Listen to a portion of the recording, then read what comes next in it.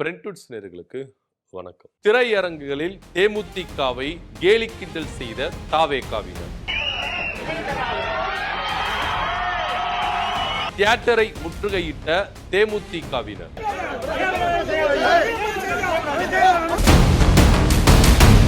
விஜயகாந்தை கேவலப்படுத்துகிறாரா விஜய்? தொண்டர்களையும் ரசிகர்களையும் ஏன் விஜய் கண்டிக்கவில்லை?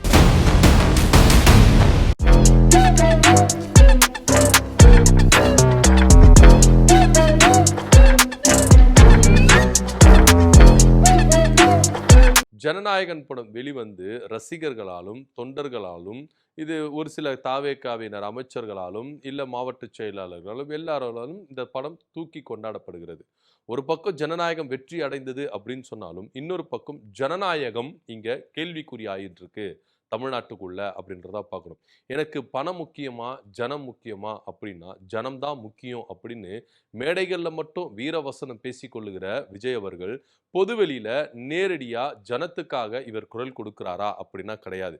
ஜனநாயகத்துக்காக குரல் கொடுப்பாரு, ஆனா ஜனத்துக்காக இதுவரைக்கும் குரல் கொடுக்காதது ஏன் அப்படின்னு பல கேள்விகள் இவரை சூழ்ந்துகிட்டு இருக்கு. இதனிடையில ஜனநாயகன் படம் திரையிடும் பொழுது திரையரங்கு இன்டர்வெல் டைம்ல திரையில, அதாவது தியேட்டர்ல அந்த ஸ்கிரீன்ல விஜய பிரபாகரன் தோல்வியுற்றதை படம் போட்டு காட்டி எந்த அளவுக்கு அசிங்கப்படுத்தணுமோ, கேலி கிண்டல் செய்யணுமோ, கேவலப்படுத்தணுமோ அந்த அளவுக்கு தேமுதிகவை ரொம்பவே அசிங்கப்படுத்தி கொச்சப்படுத்தி இருக்கிறாங்க தாவேகாவினர் அப்படின்றதான் இங்க பேசும் பொருளா இருக்கு. விருதுநகர சட்டமன்ற தொகுதி எம்எல்ஏ செல்வம் அவர்கள் இந்த விவகாரத்தை இது மாதிரி படம் போட்டு காமிச்சிருக்கிறாரு அப்படின்றது. தேர்தலை பொறுத்த வரைக்கும் வெற்றி தோல்வி அப்படின்றது வந்து பார்த்தீங்கன்னா ஒரு ஜனநாயக நாட்டில் தோல்வி அடைந்தாலும் வெற்றி அடைந்தாலும் அது சகஜம்.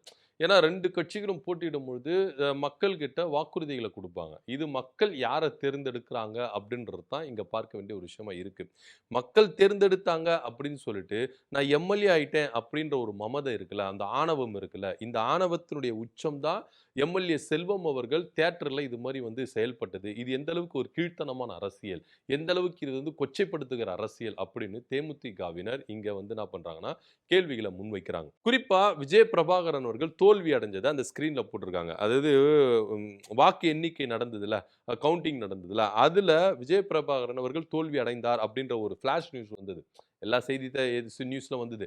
அந்த ஒரு குறிப்பிட்ட செய்தியை வந்து என்ன பண்றாங்க ஸ்கிரீன்ல, பெரிய பிக் ஸ்கிரீன்ல வந்து என்ன பண்ணிருக்காங்க போட்டிருக்காங்க. அந்த இன்டர்வெல் டைம்ல ஜனநாயகன் படம் போயிட்டு இருக்காங்க, அதோட இன்டர்வெல் டைம்ல அந்த விஷயத்தை போட்டிருக்காங்க.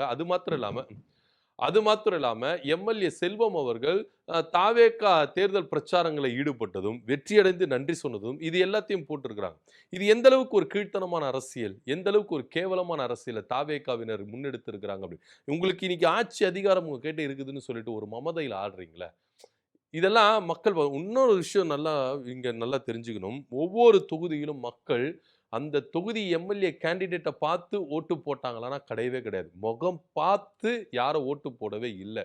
எல்லாருமே விஜய் அப்படின்ற ஒரே ஒரு அந்த ஒரு முகத்துக்காக மட்டும்தான் ஓட்டு போட்டிருக்காங்களே கண்டி, இந்த தொகுதியில தாவேகா சார்பா நிக்கிறவர் இவர் என்னப்பா மக்களுக்கு செஞ்சிருக்கிறாரு, இவர் என்னப்பா மக்களுக்காக போராடி இருக்கிறாரு, இவர் எந்த சாதியினர் எந்த மதத்தினர் அப்படின்னு எந்த ஒரு வேறுபாடும் இல்லாம விஜய் அப்படின்ற ஒரே ஒரு முகத்துக்காக தான் இன்னைக்கு ஓட்டு போட்டு வந்திருக்காங்க. என்னவோ இவங்கெல்லாம் வந்து மக்களை வந்து உங்களை தேர்ந்தெடுத்துட்டாங்க, அங்கீகரிச்சுட்டாங்க, மக்கள் எங்களை அரசியலை வந்து இது பண்றாங்க அப்படின்ற ஒரு மமதையில என்ன பண்றாங்கன்னா இவங்க செயல்பட்டு இருக்காங்க. ஆனா மக்கள் இப்பவும் அந்த தொகுதியில எலெக்ஷன் வச்சீங்கன்னா இன்னைக்கு தாவேகாவினர் எத்தனை பேர் எம்எல்ஏ ஆவாங்க அப்படின்றது, விஜயே ஜெயிப்பாரா தோப்பாரா அப்படின்ற ஒரு கேள்வி இருக்கு. அதாவது தாவேகாவினருக்கு திராணி இருந்தா இப்போ நீங்க என்ன பண்ணுங்க, எலெக்ஷனை வந்து சந்திச்சுக்கிட்டு மக்கள் இப்பவும் உங்களை தேர்ந்தெடுத்தால் நீங்க மக்கள் மத்தியில நீங்க அறுதி பெரும்பான்மை எடுத்திருக்கிறீங்க அப்படின்றத அக்செப்ட் பண்ணிக்கலாம். ஆனா ஏதோ ஒரு விஷயத்துல உங்களுக்கு லாட்டரி அடிச்ச புழுக்கள் அப்படின்னுவாங்கள, ஏதோ ஒரு விஷயத்துல உங்களுக்கு அதிர்ஷ்டம் அடிச்சிருக்கு, அதனால இன்னைக்கு ஒவ்வொரு தொகுதியிலும் எம்எல்ஏக்கள் ஆகி நீங்க என்ன பண்ணிருக்கீங்க, அங்க வந்து என்ன பண்ணீங்க ஆட்சி அமைச்சிருங்க. அப்போ கூட உங்களுக்கு மெஜாரிட்டியான 118 சீட்டு கொடுத்தாங்கன்னா கிடையாது, 108 சீட்டு தான் 107 சீட்டு தான் கொடுத்துருக்காங்க. திமுக கூட்டணிகளோட தான் உங்களுக்கு தயவு வச்சிருக்கீங்கன்னு வச்சுக்கோங்களேன். அப்படி பார்க்கும் பொழுது இங்க ஒரு அதிகார மமதை, ஒரு அதிகார விஷயம் இவங்களுக்கு இருக்குது, அந்த ஆணவம் இருக்குது. நம்ம ஜெயிச்சிட்டோம், நம்ம தான் இதுக்கப்புறம், நம்மளை யாரு கேள்வி கேட்க போறா, நம்மளை யாரு என்ன பண்ண போறா அப்படின்னு ஒரு திரையரங்குல இந்த மாதிரி ஒரு கேவலமான ஒரு விஷயத்தை இவங்க கையில் எடுக்கிறாங்களே, இவங்களுடைய மனநிலைமை என்ன? ஏன்னா இன்னைக்கு தேமுதிக அந்த தியேட்டரை வந்து முற்றுகையிட்டு இருக்காங்க. இது அந்த தியேட்டரே வந்து என்ன பண்ணலாம், குளோஸ் பண்ணலாம். ஏன்னா அது மாதிரி அனுமதிக்கவே கூடாது. ஏன்னா இது தியேட்டருக்கு சம்மந்தப்பட்டு நடந்திருக்குதா அப்படின்ற விவகாரம்லாம் இருக்கு. அவ்ளோ விஷயங்கள் இருக்கு. இது எல்லாத்தையுமே நீங்க மறந்துட்டு நான் ஜெயிச்சுட்டேன். இவங்க தோத்துட்டாங்க. தோல்வி, வெற்றி அப்படின்றது வந்து சகஜம். நான் வெற்றி அடைஞ்சுட்டேன் அப்படின்ற ஒரு மமதையில இருந்தீங்கன்னா, அதே மமதை உங்கள கீழ இறக்கிடும். தோல்வி அடைய வச்சுரும். இது நெசம். ஏன்னா, புரட்சித் தலைவர் எம்ஜிஆர் அவர்களே தொடர்ச்சியா ஜெயிச்சுட்டு வரும்பொழுது, அந்த அவருக்கு பணிவு இருந்தது. இது வரலாறுகள் இருக்குது.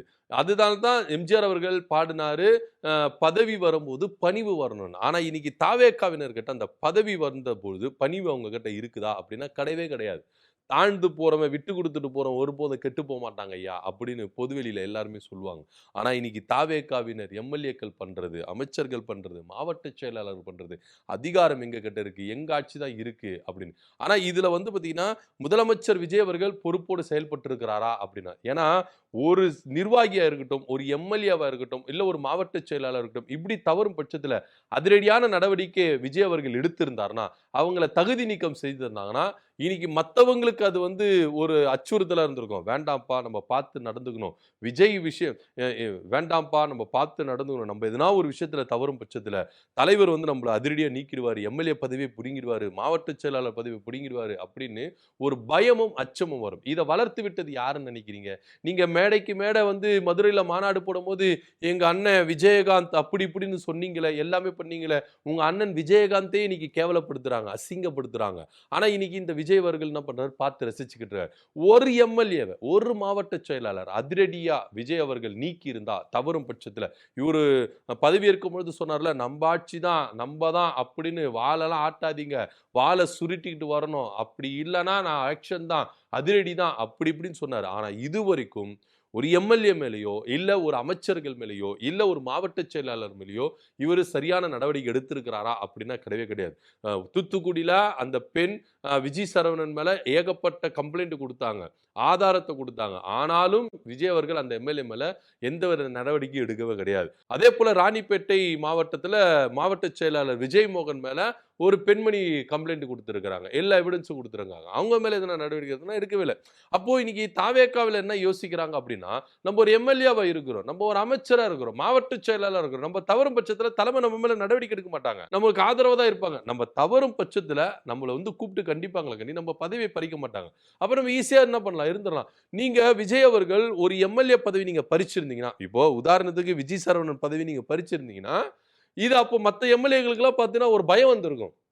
எப்பா அவங்க தப்பு செஞ்சாங்கன்னா, இவரு நடவடிக்கை எடுக்கிறாரு. எதுக்கு நம்ம தப்பு செய்யணும்? இப்ப கூட இல்ல. இந்த செல்வம் அவர்கள் தாவேக விருதுநகர் எம்.எல்.ஏ செல்வம் அவர்கள் மேல கட்சி சார்ந்தா இல்ல சட்ட ரீதியா விஜய் அவர்கள் என்ன நடவடிக்கை எடுக்க போறாரு? ஏன்னா, ஒருத்தருங்க ஜெயிச்சுட்டாங்க அப்படின்றனால தோத்தவங்கள பார்த்து ஏளனம் பண்ணக்கூடாதுல்ல. தோத்தவங்கள பார்த்து நீங்க கேலி கிண்டல் பண்ணக்கூடாதுல்ல. இன்னைக்கு தோல்வி அப்படின்றது அவங்களுக்கு நிரந்தரம் இல்ல. வெற்றி அப்படின்றது உங்களுக்கு நிரந்தரம் இல்ல.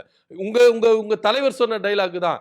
பூமி வாழ்க்கை என்பது ஒரு வட்டம். கீழ இருக்கிறவன் மேல போவான், மேல இருக்கிறவன் கீழ வருவான். அதே போல தான். இன்னைக்கு நீங்க ஜெயிச்சுட்டீங்க அப்படின்றதுக்காக, தோல்வி அடைந்த ஒரு கட்சிய, அதுவும் மாநில அந்தஸ்துல இருந்த ஒரு கட்சிய நீங்க என்ன பண்றீங்க? கேவலப்படுத்துறீங்க, அசிங்கப்படுத்துறீங்க. விஜயகாந்த் அப்படின்ற ஒரு கட்சிக்கு நீங்க எந்த அளவுக்கு கேவலப்படுத்துறீங்க? விஜயகாந்த் மகனை நீங்க கேவலப்படுத்துறீங்கன்னா, அது விஜயகாந்த் அவர்கள கேவலப்படுத்துறதா இல்லையா? விஜயகாந்த் நீங்க விஜய பிரபாகரனை நீங்க அசிங்கப்படுத்துறதா இருந்தா, விஜயகாந்த் அசிங்கப்படுத்துறதா இல்லையா? விஜயகாந்துடைய மகன நீங்க கேலி கிண்டல் செய்தா, அது அவர கேலி கிண்டல் செய்த மாதிரி இல்லையா? இத கூட புரிஞ்சுக்க முடியலையா? ஏங்க விஜயகாந்த் அப்படின்றவர் எங்க இருக்கிறாரு? விஜய் அப்படின்றவர் எங்க இருக்கிறாரு? விஜயகாந்த் அவர்கள் சினிமாவுல இருக்கும் பொழுதும், அரசியல் களத்துல இருக்கும் பொழுதும், மக்களோடு மக்களா நின்னாருங்க. மக்களுடைய போராட்டத்துக்காக நின்னாரு. மக்களுடைய பிரச்சனைகள் இருந்தார். இன்னமும் அவருடைய பிறந்த நாள வறுமை ஒழிப்பு தினமா தான் கொண்டாடிட்டு வராங்க. அவரு இருக்கும் பொழுது அதை கொண்டாடினார். அவர் இல்லாத போது இவர் கொண்டாடுறார். சோ அப்படி இருக்கும் பொழுது விஜயகாந்துடைய பாதை அப்படின்றது வேற. ஆனா விஜயனுடைய பாதைன்றது வேற. இன்னமும் விஜய் அவர்கள் இத குறித்து ஒரு கண்டன அறிக்கை விடல. அந்த எம்.எல்.ஏ மேல என்ன நடவடிக்கை எடுத்திருக்கிறாரு? அவருடைய பதவிய பறிச்சிருக்கிறாரா? கிடையவே கிடையாது. அவர் மேல சட்ட ரீதியா எதனா விஷயம் நடத்திருக்கிறாரா? கிடையவே கிடையாது. நீங்க உங்க நிர்வாகிகள பாதுகாக்கிறதுனால தான் ஒவ்வொரு நிர்வாகிகளும் இந்த மாரி தரம் கெட்டு என்ன பண்றாங்க? அரசியல செஞ்சுட்டு இருக்காங்க. அப்பவே விஜய் அவர்கள் ஜனநாயகன் படத்துல சாட்டை எடுத்து சுழற்றீங்கல்ல, தவறும் செய்யற அரசியல்வாதிகளை நான் வந்து என்ன பண்ணுவேன், சாட்டை எடுத்து அடிப்பேன். நான் ஆணையிட்டால்ன்னு சொல்லிட்டு ஜனநாயகன் படத்துலலாம் சாட்டை எடுத்து சுழற்றீங்க. ஆனா நேர்ல உங்க அமைச்சரவையில உங்க எம்எல்ஏக்கள் இது மாதிரி தவறுங்களாங்க.